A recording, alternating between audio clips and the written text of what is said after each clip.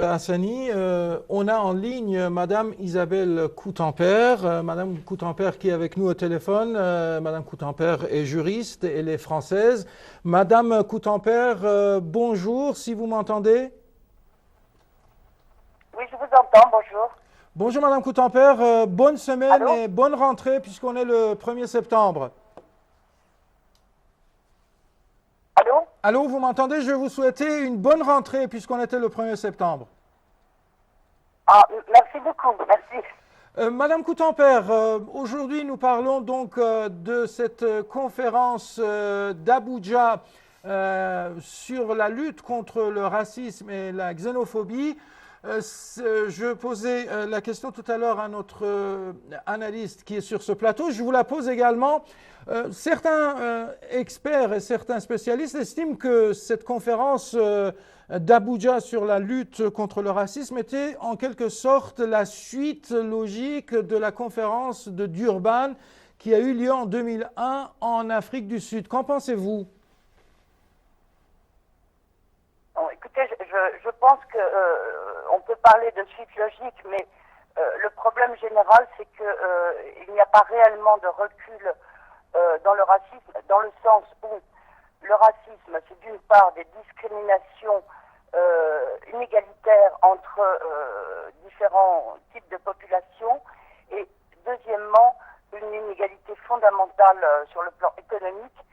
Notamment, l'exemple caricatural, c'est quand même l'Afrique du Sud, où officiellement l'apartheid a été supprimé depuis déjà un certain nombre d'années, et que l'inégalité entre les anciens colons, je les appellerai des colons, et les populations locales, l'inégalité économique et, je dirais, également discriminatoire sur le plan de l'exercice professionnel, n'a fait que s'aggraver depuis la suppression officielle de cet apartheid. Donc, il y a les théories qu'il y a une égalité entre tous les peuples, mais qu'en pratique, l'inégalité économique, qui est donc évidemment qui a des conséquences importantes sur la vie quotidienne des gens, n'a absolument pas été supprimée, et bien au contraire, c'est plutôt aggravé. Madame Coutempère, vous avez fait allusion à l'Afrique du Sud.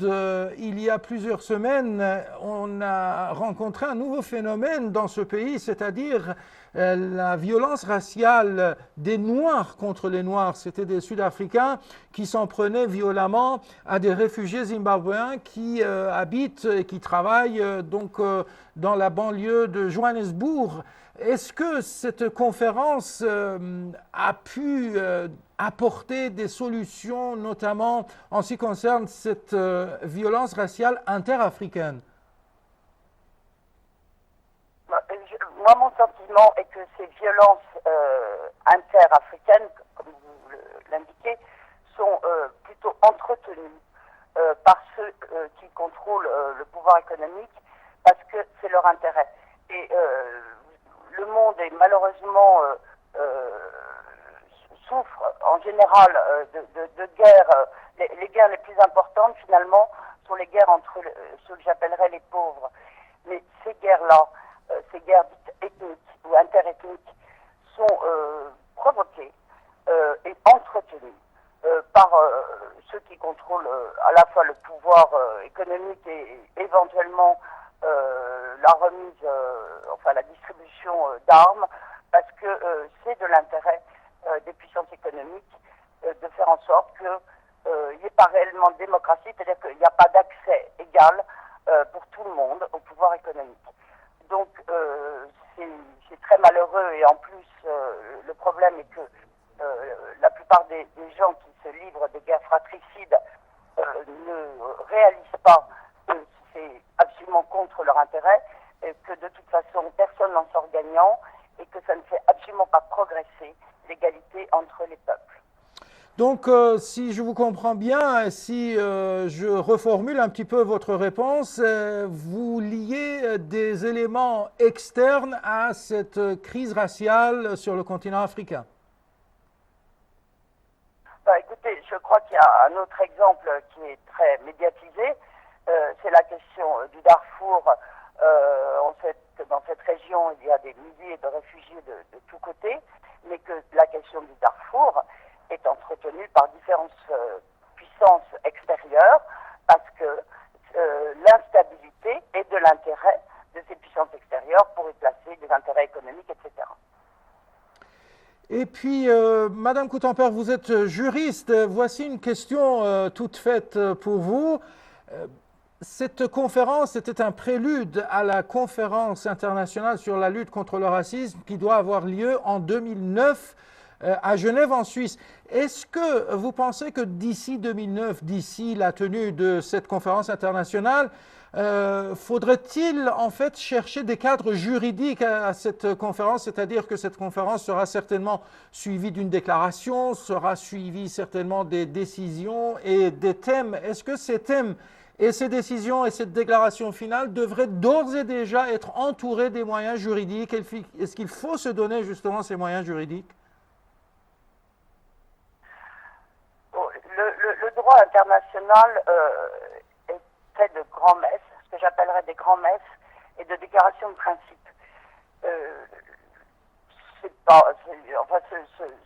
Ce système de régulation internationale, on va dire, a été mis en place formellement depuis la Charte des Nations Unies.